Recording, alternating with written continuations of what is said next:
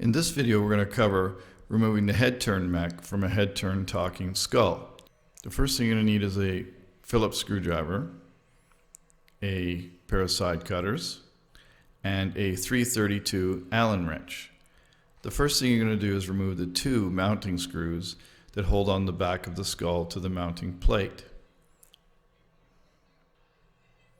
Once these screws are removed, remove the back of the skull and put it aside for now.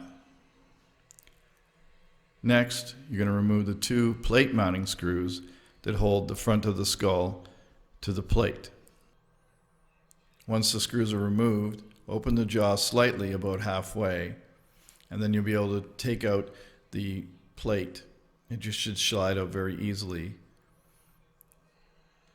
Once you have the plate out, you're going to remove the coupling at the bottom. That's the head turn coupling that's attached to the shaft. You take your 332 Allen wrench and loosen the top screw. Pull that off and pull it aside.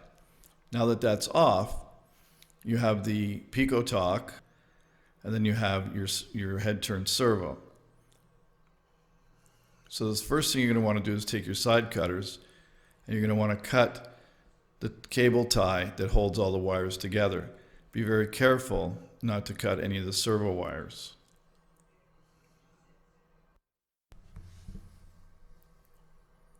Once the cable is cut, pull out the cable tie and just pull the wires all out so you have them free so you can pick the one that you need. Once that's done, you're going to pull the servo cable out of the picotock, and it says head. It's the number 3 servo lead. So you pull that out, and now your servo is free. So next thing you're going to do is remove the 4 mounting screws that hold the servo onto the head turn mechanism. Once the screws are out, all you have to do is just pull up on the servo and it pulls right out. And you'll see that the servo shaft and the servo hub are attached to the servo. You're going to want to disconnect these from each other first before you can pull the hub off of the servo. So you're going to need a small Phillips head screwdriver to do this. You take your small Phillips head screwdriver, and you'll see there are four 40 screws at the bottom. You're going to have to turn them every once in a while because the servo will be in the way. So you turn the servo and take out the 4 screws.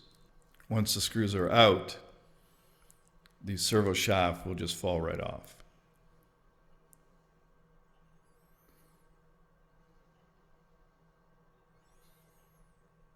Put the shaft aside, and then you can now take off the servo hub. There's one Phillips screw in the middle of the hub that holds the hub to the servo.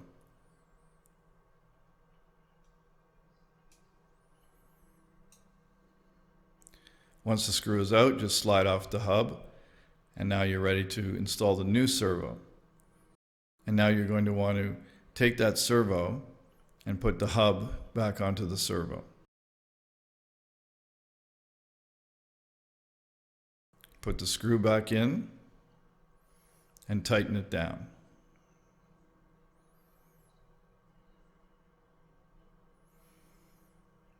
Tighten it so that it's snug, and then you know that the hub is slid all the way on. The next thing you're going to want to do is you're going to want to plug in your picotock so that way you can zero the servo. Plug your servo into the picotock, and it'll move into the 0 position.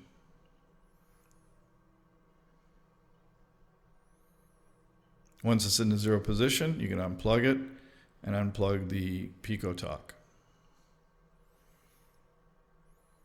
Now your servo's zeroed. Now you take your servo shaft and install the 442 screws. In this case, what you're going to want to do is put in all the screws, but you want to leave them a little loose because you're going to want to line up the shaft with the hub.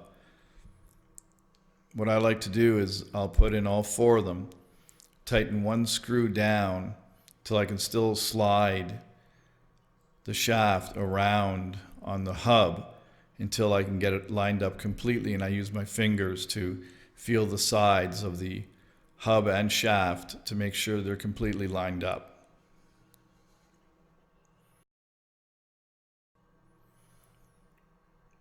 Once you have all the screws tightened down, you want to plug in your picotock.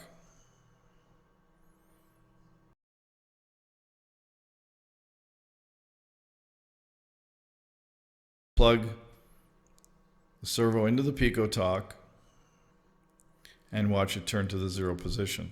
Once it's in the 0 position, you're now ready to install the servo back into the head turn mechanism. You just slide it back in and install the 4 mounting screws. You want to tighten down the mounting screws until they're snug. You don't want to over tighten them. Once the screws are installed, you can plug your servo back into the picotock, into number 3, labeled head. Once that's installed, push it down until you push the connector all the way in. Make sure it's completely in. Then you're going to want a small twist tie, and you're going to slide it back into the cable mounting hole.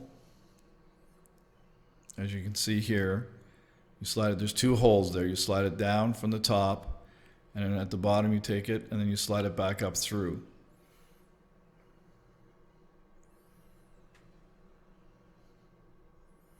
Once it's back up through,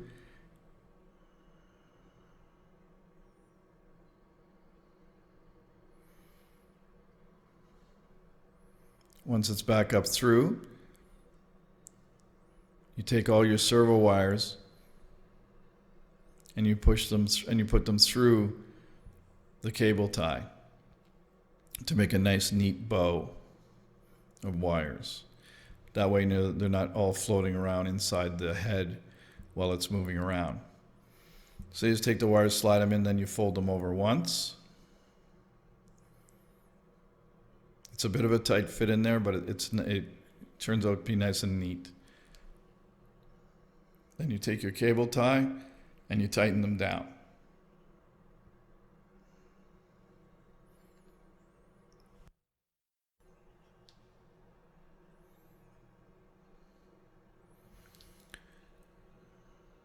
Now that it's nice and snug down in there, take your side cutters and just cut off the excess cable tie. Once that's done, make sure all the wires are inside the plate, because you don't want them to be sticking out when you put the front of the skull back on. Open the jaw, and then you'll see there are 2 troughs in the side of the skull that the skull plate slide into. All you have to do is line the skull plate up with those 2 troughs and slide it right in, and it'll stop where the mounting screws go into the skull. Take your 2 mounting screws and tighten them down.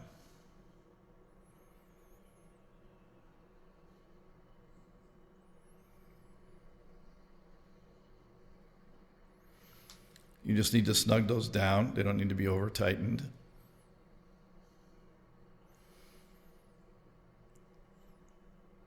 Then you'll take your coupling, slide it back onto the shaft, and make sure that the Allen screws are pointing directly towards the back. And then slide it till it goes all the way on. And then you want to tighten the top Allen screw. Once that's done, and it's nice and snug, you can turn it back and forth and make sure that the servo moves freely. Then you take the back of the skull, and it has the same thing. It has 2 smaller troughs on the back that you'll line up with the skull plate and slide the back of the skull on until it clips in place. You'll slide it over the shaft and then slide it right in. Take your 2 back mounting screws that mount the plate to the back and tighten them down.